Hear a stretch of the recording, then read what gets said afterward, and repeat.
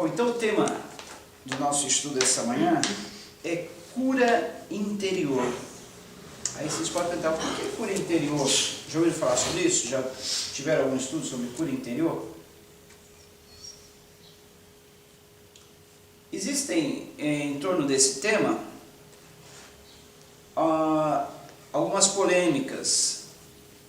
Tem, vamos dizer, igrejas por aí que distorcem um pouco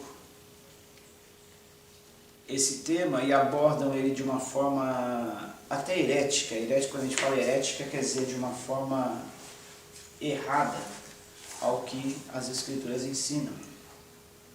A cura interior nada mais é do que uma cura da alma. Assim como o nosso corpo físico ele precisa de cura, muitas vezes, quando estamos doentes, a nossa alma também precisa de cura. E muitas vezes nós temos alguns problemas que afloram na nossa existência, que são decorrentes de traumas emocionais. Quem nunca teve um trauma na própria adolescência ou juventude que vocês estão vivendo, ou na infância, ou até na vida intrauterina? É isso mesmo, na vida intrauterina, quando estávamos no ventre de nossas mães, nós já sofríamos as influências do mundo exterior. Muita gente pensa que um feto, um bebê que está para nascer, ele não sabe de nada do que se passa no mundo afora. Ele sabe muito bem. Ele sabe se ele está sendo esperado com expectativa, ele sabe se ele está sendo amado, ele sabe se ele está sendo rejeitado, ele sabe se o ambiente que o aguarda é um ambiente conturbado ou um ambiente de paz. Ele já está por dentro de tudo isso. Uma das provas disso que a gente vê na Bíblia é que quando dois gêmeos estavam para nascer, vocês conhecem a história de Esaú e Jacó, a conversa que rolava por fora era que, no caso dos dois, em vez de ser o maior, aliás, em vez de ser o maior, o mais velho, que iria ter mais privilégios, mais regalias, tudo mais, seria o contrário. O menor é que estaria servindo o maior. Aliás, o maior é que estaria servindo o menor. Porque na tradição judaica, o filho primogênito, aquele que nasce primeiro, ele sempre tem alguns privilégios a mais. A parte que cabe a ele na herança é uma parte dobrada, é uma herança dobrada. O filho primogênito, ele tem muitos privilégios. Então, só que nesse caso, como Deus é soberano, ele escolhe quem ele quer, ele elege quem ele quer, ele determina abençoar quem ele quer. Isso é um direito de Deus, afinal, se Deus é soberano, ele pode muito bem abençoar, escolher, eleger quem ele quiser. Por isso que muitas vezes a gente não entende, né? Poxa, como é que uma pessoa daquela, ele foi tão abençoado por Deus? Como é que Deus escolheu tal pessoa para o ministério? Deus é Deus, gente, né? Ele é um Deus que faz surpresas. E no céu nós vamos ter muitas surpresas, porque Ele escolhe a quem quer, Ele elege a quem quer, Ele determina o que Ele quiser. E Deus determinou que no caso de Esaú e Jacó, em vez do mais velho ter os privilégios, as regalias, a bênção maior, seria o mais novo que herdaria tudo isso. Então, os dois gêmeos no ventre de Rebeca já estavam por dentro disso. E como é que eles sabiam disso, né? Tanto é que Jacó, por ser mais esperto, já desde o ventre, ele nasceu agarrado no calcanhar do irmão. E pensou, poxa, se o mais... Agora não me perguntem como, mas uma criança no ventre ele já tem esse instinto, né, de competição, que a gente já nasce nesse instinto. Aí esse instinto, né, de querer chegar em primeiro, de ganhar. Tanto é que o espermatozoide que fecundou o óvulo do qual nós nascemos, foi o primeiro que nasceu entre bilhões, o primeiro que chegou lá entre bilhões. Então, a criança já nasce, já tem aquele instinto, né, de ser vencedor, de ser um campeão, de chegar em primeiro. Isso é Deus que colocou em nós. Essa garra para vencer na vida, essa vontade de superar, vencer os obstáculos, porque sem isso nós não conseguiríamos sobreviver. Como é que nós sobreviveríamos no mundo assim, sem ter essa vontade, sem ter essa garra? Não é mesmo? E num mundo tão competitivo, tão difícil como esse que nós vivemos, o que nos impulsiona, o combustível para a gente vencer, é exatamente esse, que Deus colocou em nós. Você nasceu para vencer, você nasceu para chegar lá, você nasceu para ir em primeiro lugar.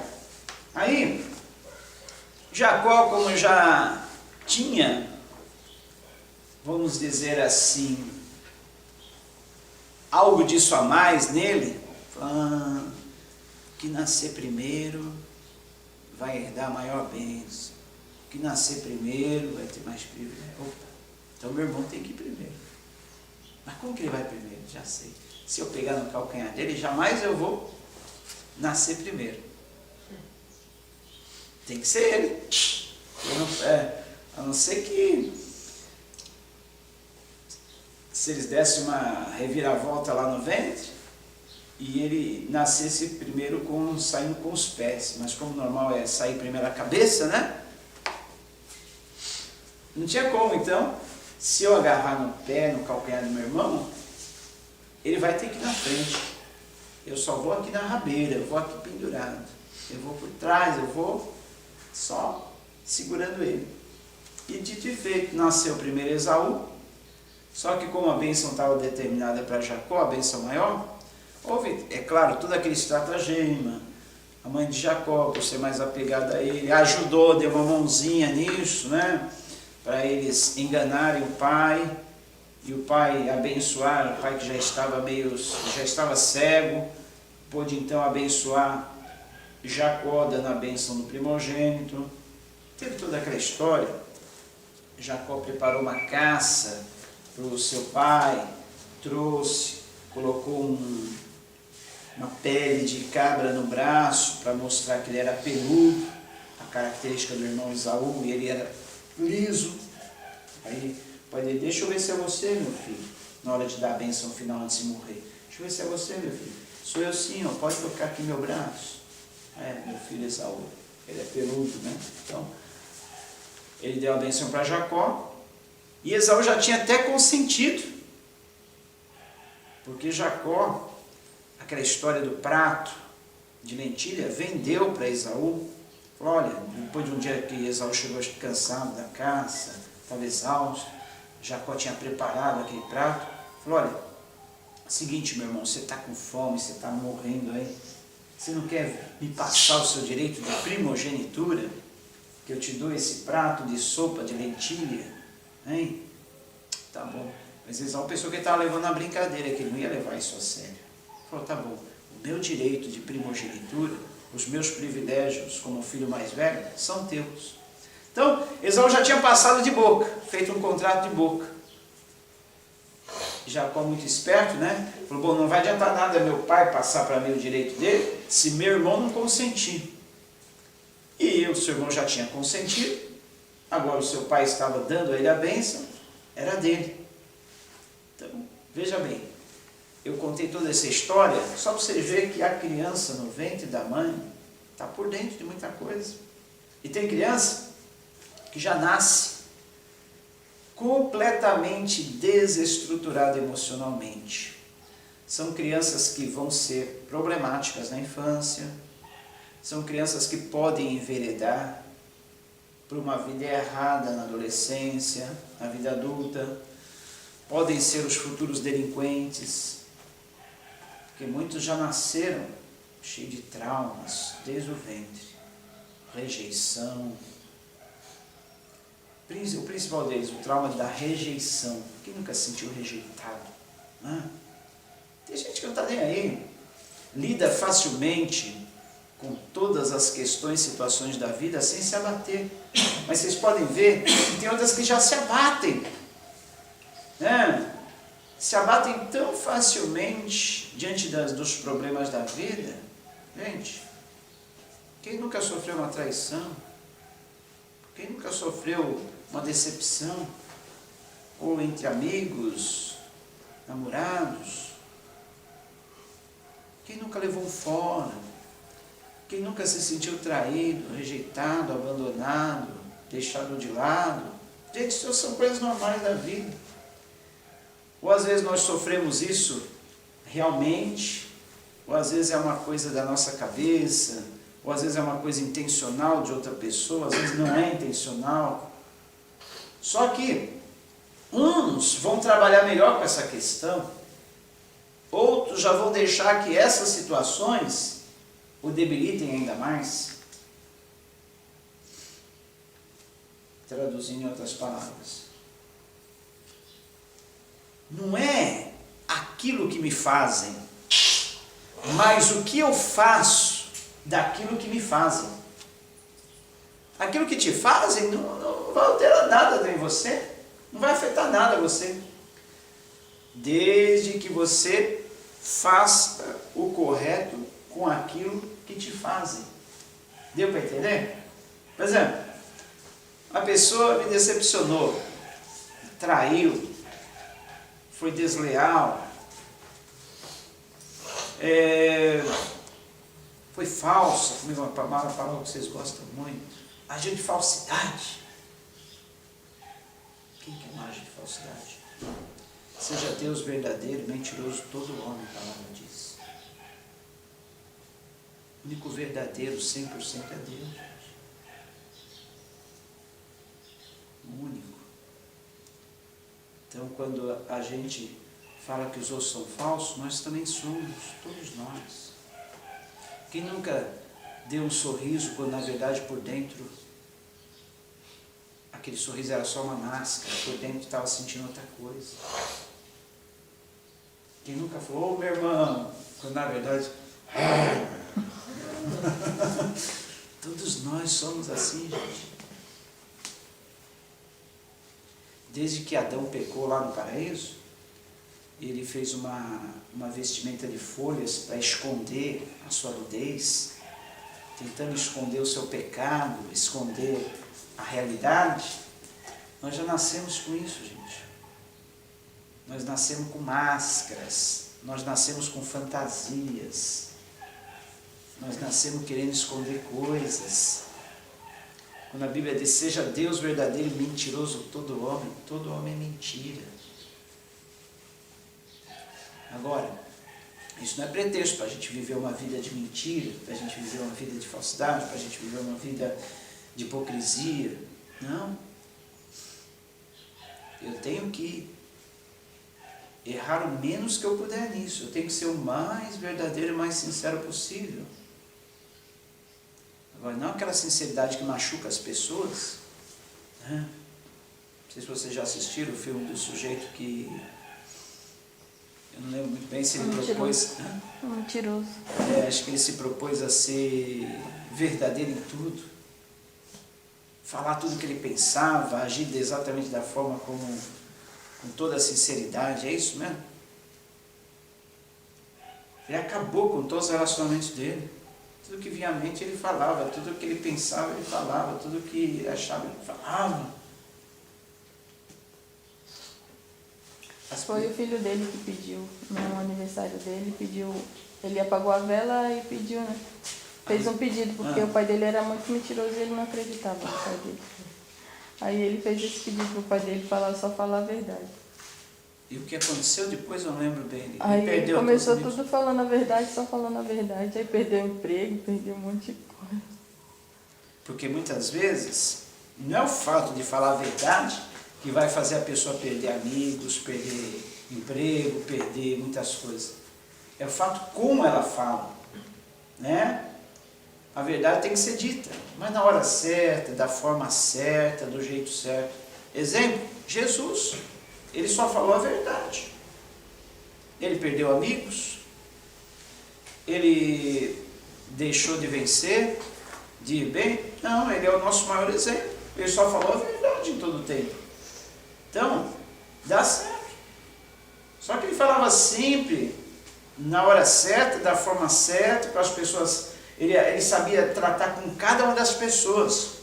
Para os fariseus, aqueles homens que eram os religiosos, ele agia com dureza.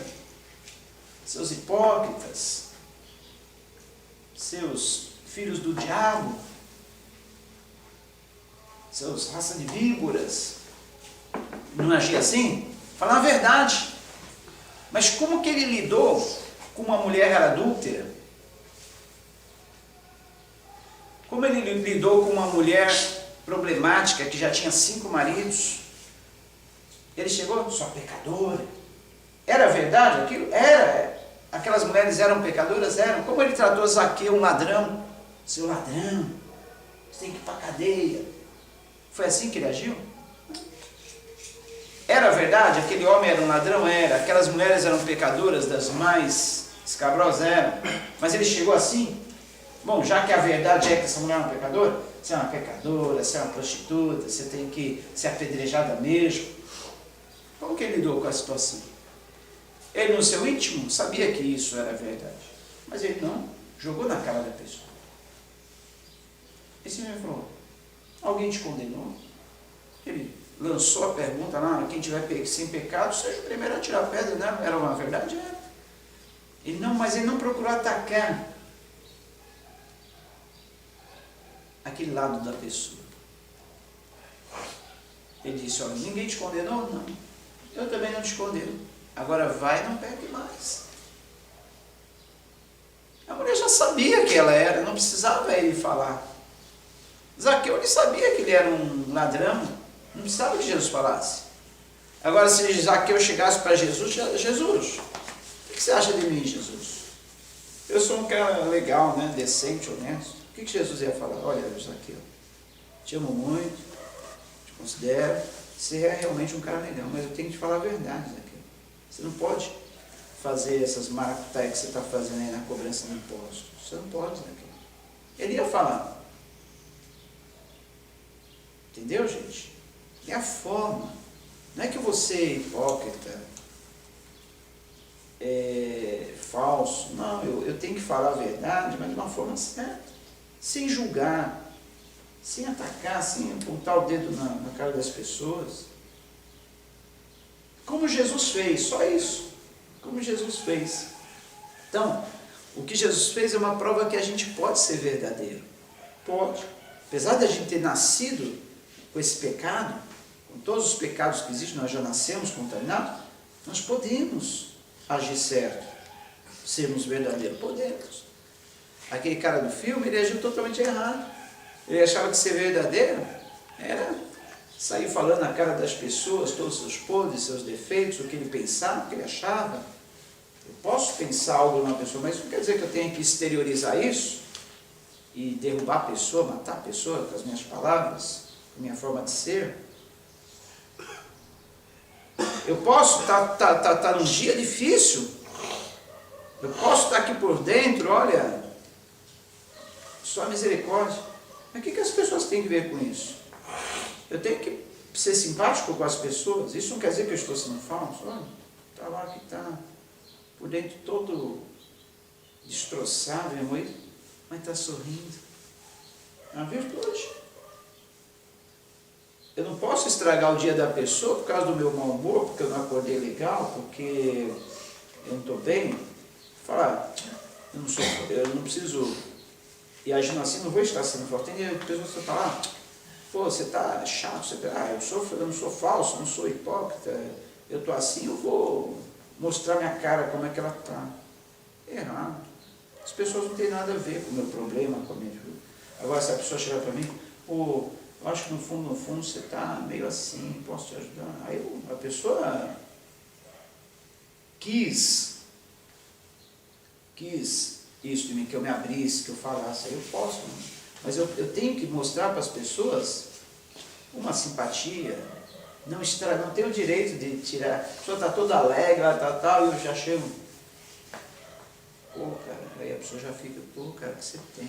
Assim, não custa nada dar um sorriso, não custa nada ser amigo, né? Não custa nada ser simpático. Isso não quer dizer que eu esteja sendo falso, que eu hipócrita, estou escondendo aquilo que eu estou sentindo. Então, gente, eu falei tudo isso porque já perdi o fio da meada. Eu falei isso porque, na verdade, eu estava falando sobre traumas emocionais. Todos nós nascemos com traumas emocionais. Ah, sim, lembrei. Então, não é o que me fazem que vai determinar a minha saúde emocional. É o que eu faço daquilo que me fazem. Por isso que eu nunca posso culpar ninguém. Ah, eu sou assim na vida porque tal coisa fulano me fez. Por causa de tudo aquilo que me fizeram. É errado. O único que tem poder de mudar minha circunstância, de afetar minha vida, de alterar o meu destino, é Deus e eu mesmo. Ninguém, nenhuma pessoa, por mais que me faça, possam me prejudicar, possam me trair, possam ser falsa comigo, possam agir de uma forma muito má comigo. Nada disso pode afetar o meu futuro, o meu destino, a minha vida, determinar o que eu sou. Não é o que me fazem, mas o que eu faço daquilo que me fazem. Ah, me deram um limão? Eu faço uma limonada, boto um açúcar, está tudo bem, vou me refrescar com aquele limão que me deram. Eu tenho duas opções. Ou eu chupo o limão e fico com cara azeda, ou eu faço uma limonada e fico sorrindo, que gostoso, refrescante, né? Então é o que você faz daquilo com aquilo que te fazem. Entendeu, gente? Então, o primeiro passo para a nossa cura emocional é esse. É parar de culpar os outros. Parar de culpar os outros. As outras pessoas não têm nada a ver com o meu destino. Não tem nada a ver com o curso da minha vida. Quem faz a minha vida sou eu e Deus. Até mesmo o que eu sofri lá no ventre. Nada disso vai alterar. Eu posso ter sido até um bebê que sofreu tentativa de aborto. Eu posso até saber disso. Eu posso saber que no momento que eu nasci, meus pais olharam para mim e falaram, poxa, você é um indesejado. Nós não queríamos que você viesse, você foi um acidente. Eu posso até saber disso. Mas isso aí não vai me afetar em nada. Porque não foram meus pais que decidiram que eu nascesse. Foi Deus. Deus só usou a circunstância do casamento dos meus pais para me trazer ao mundo. Mas quem queria que eu viesse realmente ao mundo? Deus. Entendeu, gente? Então, olha, se eu pensar que nada pode afetar minha vida, a não ser Deus e eu mesmo, eu vou ser uma pessoa feliz, sabe por quê? Podem me trair, podem me caluniar, podem me desprezar, podem falar mal, podem fazer o que quiserem, nada disso irá me afetar. Veja só, exemplo dos irmãos de José, na vida de José, fizeram tudo para prejudicar o inocente, fizeram tudo para destruir ele. Aquilo afetou alguma coisa na vida de José? No momento em que ele sofreu, até que afetou. No momento em que ele estava na prisão, deve ter ficado pensando, poxa, por causa dos meus irmãos, se não fosse eles, não estaria passando por isso.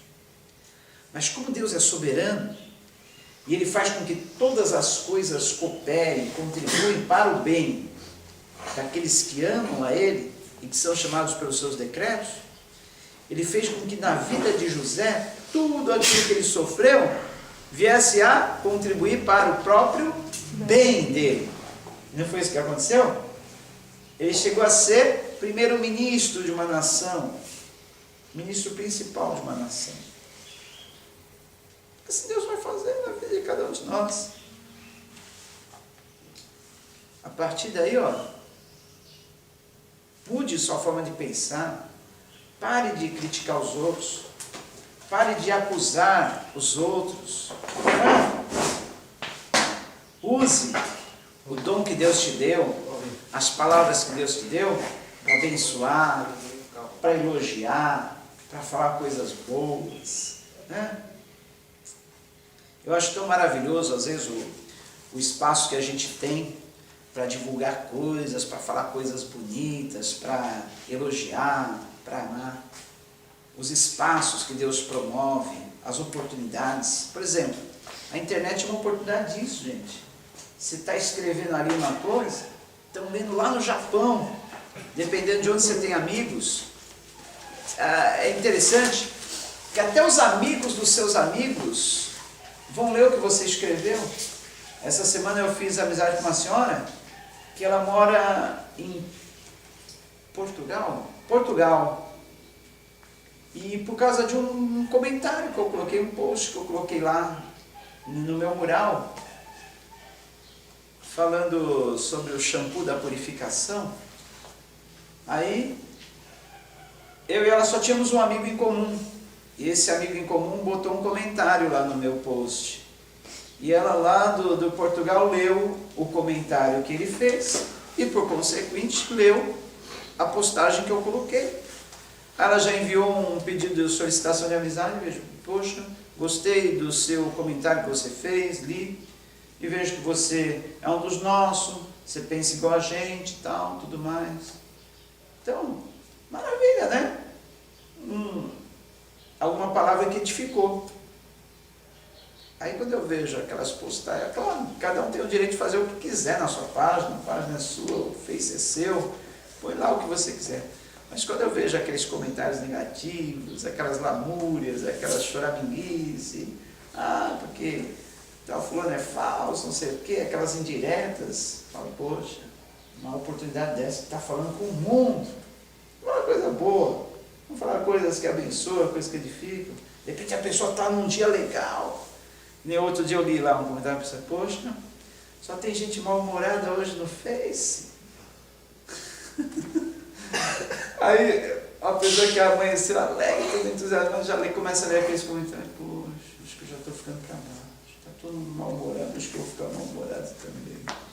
Gente, quando a Bíblia diz a alegria do Senhor é a vossa força, é a alegria que nos dá força para viver, para vencer. Mesmo que você não esteja alegre, fala, graças a Deus, Deus é bom, as misericórdias do Senhor se renovaram sobre a minha vida. Agora, se você quiser desabafar, vá a Jesus, desabafa, fale tudo o que está pensando, Ele é a melhor forma. Facebook não é Deus, não adianta a gente desabafar lá. Não estamos falando com Deus, nós estamos falando com os amigos, ou até mesmo com pessoas que naquele momento estão precisando de uma palavrinha, pessoas que não conhecem esse Deus. Aí as pessoas que não conhecem Deus vão falar, poxa, esse cara uma hora está falando de Deus, está falando coisa bonita, outra hora ele está por baixo, outra hora ele está assim, está falando assim, está chorando, está se lamuriando, está se lamentando, está reclamando da vida, das pessoas. Isso quando não está falando palavrões. Isso quando não está postando aqueles absurdos que às vezes a gente lê e fala, entra num quarto fechado, você está com vontade de xingar, entra lá, bicho. Não é a forma certa. A melhor forma é você desabafar com Deus. Né? Bom, mas eu falei isso por quê? Porque não adianta a gente querer culpar as pessoas. Não adianta. Nada que me fazem pode afetar o meu destino. Gravem bem isso. Nada que me fazem pode afetar o meu destino. O único que afeta o meu destino sou eu mesmo e Deus. A não ser... Nem se me matarem vai afetar o meu destino, porque o meu destino é para ir para a glória. Se me matarem eu vou mais cedo. Nem matando a gente pode afetar o destino. Interessante, né? Nada. Não tem nada que me faça. A gente só está matando o nosso corpo. O corpo, porque um dia vai ser acabado mesmo. Um dia vai virar pó. Pó e cinza. Então, gente, quem nunca sofreu rejeição? Quem nunca sofreu alguns traumas que eu vou falar agora? E é sobre isso que a gente vai tratar. Creio que isso tem para ajudar. Quem nunca teve problema de autoaceitação? Não se aceita como é. Por que eu nasci assim? Porque eu nasci morena. Por que eu nasci moreno e não Porque eu loiro e não nasci branco? branca. Ó, não existe pele superior, não existe cabelo superior. Né? O que existem são padrões que a sociedade erroneamente impõe e acha que todo mundo tem que ser daquele jeito. Quem impõe o padrão é a sociedade. Aqui para nós, o padrão pode ser esse. Em outras regiões, o padrão é outro. O que é padrão para a gente aqui não é padrão lá na África. O que é padrão para a gente aqui não é padrão lá na Alemanha, não é padrão no Japão. É a sociedade que impõe. Isso é a coisa mais idiota que existe. Querer impor padrão de beleza. Não existe padrão de beleza. Uma forma, um padrão, o jeito certo de ser. Não existe isso. Eu tenho que me autoaceitar. Eu tenho que me amar. Meu sujeito tinha uma música um tempo atrás. Eu me amo, não posso mais viver sem mim, eu me amo. Tá certo. Ele tem que se amar. Se o cara não se amar, se a pessoa não se amar, não vai amar ninguém. Eu tenho que me amar. Se ame do jeito que você é. Certo? Você pode não ser bonita para fulano, mas você é linda para cicrano ou para beltrano. Cada um tem suas preferências, seus gostos. Não é mesmo? E cá entre nós, não existe a pessoa feia ou bonita. Tudo que é criação de Deus, pode ter sim uma pessoa que não se cuidou, descuidou, relaxou. Aí, claro, né?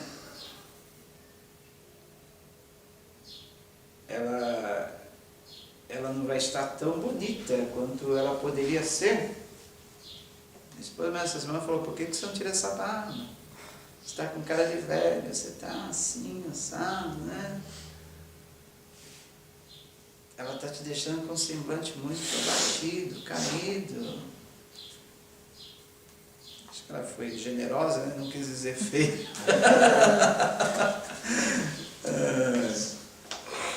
Mas, sei lá, o que é feio para um pode ser bonito para outros. Eu já gosto. Eu falei, poxa, eu nunca vou pintar um fio de cabelo branco. Eu levei mais de 40 anos para conseguir esses cabelos brancos. Por que agora eu vou mudar a cor deles? Né? Demorou mais de 40 anos, quer dizer, mais de 30 anos que eu comecei a ficar cabelo branco, depois de 35. Demorou mais de 35 anos, né, para me conseguir ele. Eu passou com 35, eu já estou com 32, já tenho 5 aqui. Acho que foi mais ou menos isso. Quase que pintou ainda. Quase que pintou. Não pintei nada. Eu acho lindo, gente. Eu vejo uma senhora, um senhor de cabelo branquinho, eu fico olhando, admirando, que beleza. Eu vejo quanta experiência tem, né? Em cada fio desses de cabelo branco, quanta experiência, quantas coisas a pessoa já viveu. Acho lindo. Então, é um padrão que eu tenho. Um padrão de beleza para mim. Para outros pode não ser. Pode dar um aspecto de velhice, de acabamento, de pessoa que já está debilitada, não sei o quê. Está faltando muita melanina no corpo, né? Que é a substância que dá a pigmentação aos cabelos, né? A melanina. Enquanto a idade vai avançando, essa melanina vai diminuindo no corpo. Mas é um processo natural, né? Mas eu tenho que me cuidar. Eu tenho que, fazer de tudo, né? Para cuidar do aspecto, da aparência que Deus me deu. Eu não vou sair descabelado, que nem quando eu acordei. Se minha pele está ressecada, eu vou passar um creminho no rosto, não sei o que e tal, né? Tem que fazer de tudo para manter uma aparência aceitável. Mas querer mudar o meu cabelo, querer mudar a minha pele, querer mudar o meu formato de rosto, não há necessidade disso. Vocês viram o que aconteceu com o Michael Jackson, né? ele tanto de não se autoaceitar, não gostar do jeito, da forma do rosto, mudou a aparência dele tantas vezes, tantas plásticas. Vocês pegar uma foto dele da adolescência e uma foto depois dos 30, vocês vão ver quanta diferença. Ele era negro, virou branco. Não sei se é por causa da doença, aquela doença que deixa a pele branca, ou se foi tanto processo para embranquecer a pele que deixou ele assim, não sei, mas mudou totalmente. O cabelo que era pichainho, né, como a pessoa fala, né? A pessoa fala isso de uma forma pejorativa, mas que eu acho legal, porque na África e nos países é o padrão de beleza. Ninguém muda o cabelo, né? Ninguém muda, porque por causa do padrão, ninguém muda, porque aquele é o padrão. O meu cabelo, eu falo isso porque o meu cabelo é assim. Eu gosto, nunca quis alisar nada, eu gosto dele do jeito que é. Pichain, como me chamavam na adolescência, na criança. Então, assim, uma forma mais certa, crespo, né? O cabelo crespo, que é tão bonito quanto o cabelo liso, o cabelo preto, que é tão bonito quanto o cabelo loiro. É questão de gosto, né? Cada um tem o seu gosto. Então, ele mudou o cabelo, mudou a pele, mudou o nariz, mudou o formato do rosto. Tanto é que nas últimas aparições dele, ele já tinha que... só andava de óculos escuro bem grande, tinha que se proteger do sol, a pele dele estava se desmanchando, coisa assim. Tudo por causa de um problema de autoaceitação. Absurdo, né? Então, é preferível a gente ser como Deus criou e viver 70, 80, 90 anos, do que querer mudar as coisas, só viver 40, 50, morrer cedo, né? Porque o problema da autoaceitação vai levar à depressão. Com a depressão, a pessoa se torna dependente de substâncias químicas, dependente de tantos remédios, como a forma que ele morreu. Quem nunca teve problema, outros problemas, rejeição, que nós falamos, autoaceitação, sentimento de inferioridade. Já sentiu inferior a alguém? Já. Mas ninguém é inferior a ninguém. Quem nunca teve problema de culpa, sentimento de culpa, achar que não foi perdoado por Deus, quando na verdade todos nós temos o perdão de Deus. Quem nunca teve problema de medo? Medo também é um problema da alma. Gente, essa semana nós fomos solicitados para atender uma pessoa totalmente debilitada, fragilizada pelo medo.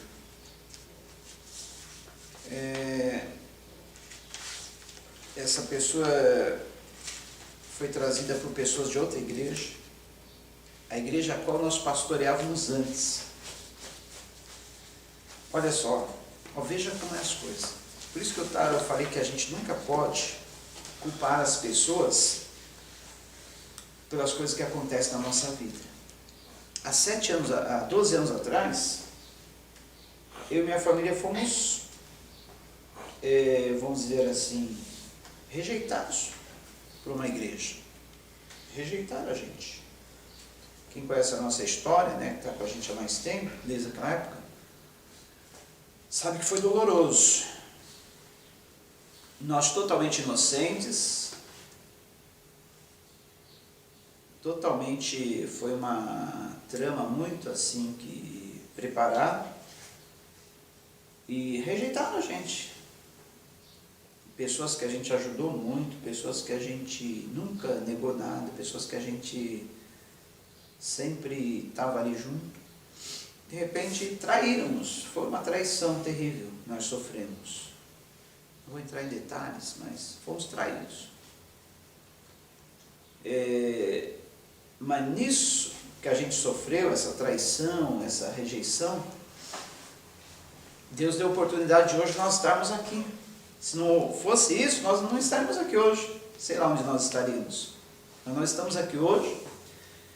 E Deus honrou de uma tal forma que Ele nos estabeleceu quase em frente dessas pessoas que a gente foi traído e rejeitado. Eu nunca imaginava estar comprando essa propriedade que já foi considerada a propriedade mais bonita da rua, a propriedade mais cara da rua. Hoje tem outras casas que superam essa, né? Mas já foi, há 12 anos atrás era a casa mais cobiçada, a propriedade mais cobiçada da rua, né? E Deus fez questão de nos estabelecer nesse local, bem de frente dessas pessoas que nos rejeitaram, que nos traíram, que hoje estão todo dia orando com a gente pela manhã. Eles vêm de lá orar aqui com a gente. E por eles estar sem pastor, eles trouxeram essa semana, pediram: pastor, nós estamos sem pastor, sabe que o senhor podia nos ajudar? Tem um caso aí, uma família que está precisando muito, a gente quer saber se o senhor pode recebê-los, atendê-los. Eu pensei, bom, eu já imaginei, né? Quando é problema difícil. É pepino, porque se fosse só bênção, não estaria trazendo nada. O pastor já fica descoberto quando fala que vai trazer alguma pessoa para a gente ajudar, para a gente dar uma palavra. Eu pensei, é caso difícil, caso difícil. Eu falei, não, a gente está aí para isso, para servir. Independente se é pessoa daqui, se é de outra igreja, se é de outra denominação, independente disso, a gente está aí para servir o reino. Não, pode trazer. E quando trouxeram essa pessoa, eu vi uma pessoa, uma jovem senhora, uns 30 anos, totalmente debilitada emocionalmente, totalmente fragilizada, oprimida, atacada por demônios. E essa pessoa começou a contar a história dela. Disse, pastor, um problema espiritual grave, além do problema emocional, além do problema psíquico. Toma remédio muito forte e foi atacada por problema de possessão. Levaram uma igreja e ela saiu correndo para a rua, que se matar, depois bateram em todo mundo. E eu ouvindo, a pessoa aqui conversando, eu ouvindo. Falei, você toma remédio muito forte, né? Sim. Esses remédios acalmam você? Faz mesmo assim. Quando eu tomo eles, é Rivotril que ela falou, um remédio que é forte mesmo, faixa preta. Quando tomo eles, melhora, acalma, dá tranquilidade. Esse é o problema, não é a possessão. 90% dos casos que as pessoas chamam de possessão é problema emocional, é problema psíquico. Mas, poxa, e por que se manifesta? Porque a pessoa fica, claro. A toda ação corresponde uma reação. A pessoa entra numa igreja dessas, que fica ali, manifesta aí, demônio, manifesta aí, você que está nela. A pessoa, claro, vai reagir. Ela vai achar que ela está possessa, e aquilo entra na mente dela, entra no psicológico dela, entra no emocional dela. E a ação, a toda ação corresponde a uma reação, ela vai reagir como tal. Mas uma pessoa que está possessa, você pode beliscar, você pode bater, ela não vai sentir, pode dar remédio, pode dar até uma injeção para ela dormir, ela não vai dormir. Assim como ela pode tomar um litro de cachaça e não se alterar. Então, aprendi que a gente tem que tratar as pessoas como pessoas e o demônio como demônio. É claro, existe caso que é incontestável, demônio puro. Mas eu percebi naquela moça, aquela jovem senhora, uma pessoa muito debilitada, fragilizada, e principalmente pelo medo. Eu falei, você tem muito medo, né? Tem muito medo. Ele está muito medo. Aí eu comecei a falar, olha, eu quero que você sinta o amor de Deus por você. Sinta Deus te abraçando agora. E nesse abraço carinhoso de Jesus, sinta a proteção que Ele te dá. E quando Ele está te abraçando, ninguém pode te tocar, nenhum mal pode chegar perto de você, nada pode te afetar, sinta esse abraço de Deus. E ela já começou, né? E todos pensando já que o demônio ia se manifestar nela. Ela começou a chorar, começou o ralo. Aí eu chamei uma jovem para abraçar, ela deu um abraço nela. Abrace ela agora. E falei, agora eu quero que você sinta nesse abraço o abraço de Jesus em você. Eu não consigo sentir o amor de Deus, não consigo. Mas de repente, ela já estava, ai Jesus, me ajuda, Jesus, Deus me ajuda. Quando uma pessoa pede ajuda de Deus, não tem como Deus não ajudar, né? E ali eu percebi que iniciava o processo da libertação dela. E ela chorava convulsivamente, alto. Eu coloquei a mão sobre a cabeça dela, carinhosamente. Mas ela não estava precisando que alguém chegasse na cabeça dela e sai, demônio, sai. Ela já estava com medo, ele já assim, ela ia. Aí ela ia reagir como tal. Mas eu passei a mão carinhosamente na cabeça dela. Sinta o abraço, o amor de Deus, o carinho de Deus. Sinta Deus te abraçando, sinta o medo indo embora, sinta a coragem, a força de Deus. Gente, de repente ela começou a mostrar um semblante totalmente diferente. Ela saiu daqui, mas totalmente alegre, diferente do que ela tinha chegado. Ela tinha chegado, mas de uma forma horrorosa, sabe? Eu não sei se vocês já assistiram aqueles filmes, pessoas possuídas, pessoas totalmente...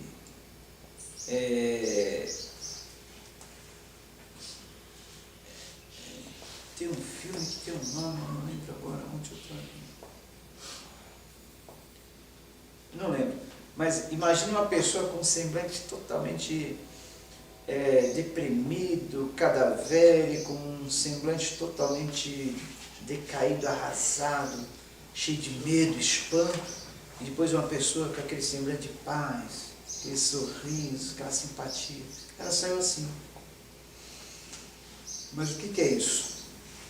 É uma pessoa cheia de traumas, feridas emocionais, medo, rejeição, autoaceitação, totalmente fragilizada na sua alma, precisava de uma cura. Ela não precisava que muitas vezes o suposto demônio na pessoa é os ferimentos interiores, é o trauma, é a mágoa, é a falta de perdão, que pode, claro, e muitas vezes abre uma porta para os demônios entrar. Os demônios entram na pessoa pelo medo. E é claro, eu não vou dizer que não, mas como ela descreveu e eles descreveram, que ela bateu em todo mundo na outra igreja, que era o culto de libertação. Ela, então deu.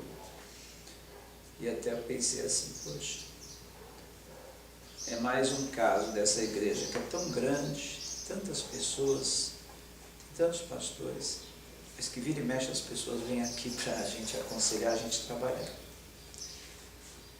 É uma igreja aqui na avenida, tem 2 cultos, tem talvez 3 vezes o tanto de gente que a gente tem 3 ou 4 pastores, aí vira e mexe vem alguém, pastor, posso trazer uma pessoa? É daquela igreja ali, ó. Só que ela foi marcar um gabinete, um aconselhamento, falar para ela que ela tem que esperar 3 meses. Como vocês estão sempre aqui, estão o dia todo aí, prontos para receber qualquer... Posso trazer essa? Eu falo, nós estamos trabalhando por aí. Nós estamos trabalhando por aí. É assim nessa igreja, gente. E olha que a gente já perdeu gente para eles, hein? Já perdemos gente para eles. Mas, como a gente é servo do reino, né? Falou, não, pode trazer, a gente está aqui para servir o reino. Mesmo que depois essas pessoas continuem lá. Mesmo que pessoas daqui saiam e vão para lá, amém, amém, amém. Nós estamos para servir. Mas, gente, não é fácil não. Não é fácil não, gente, não é fácil.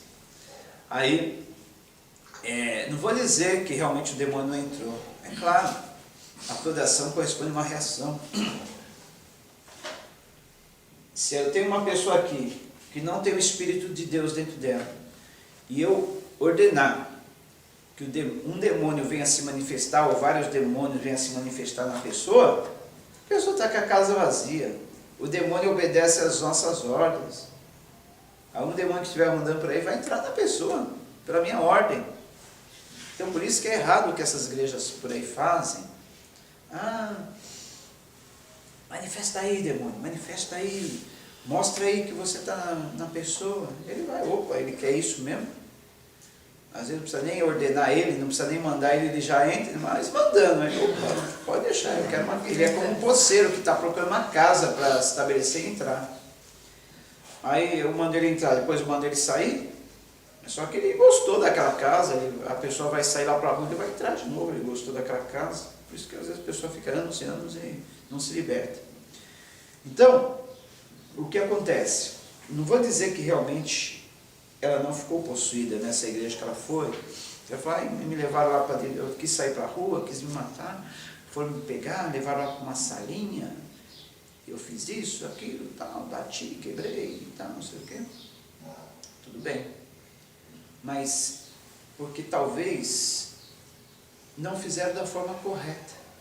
Se ela já estava debilitada, cheia de medo, insegurança, trauma, o que ela estava precisando naquele momento é paz, o amor, o carinho, sentir o amor de Deus. E eu falei para minha esposa, olha, é só o Espírito Santo na hora para dar essa sabedoria, é só o Espírito Santo na hora para orientar. Né? Que a gente é totalmente incapaz dessas coisas. A psicologia nessa hora, eu estudei psicologia no seminário, eu li livros sobre isso, não adianta, nessa hora nada adianta, não tem recurso nenhum que você usa, é só o Espírito Santo. Você tem que estar somente dependendo do Espírito Santo, para o Espírito Santo falar, olha, faça isso,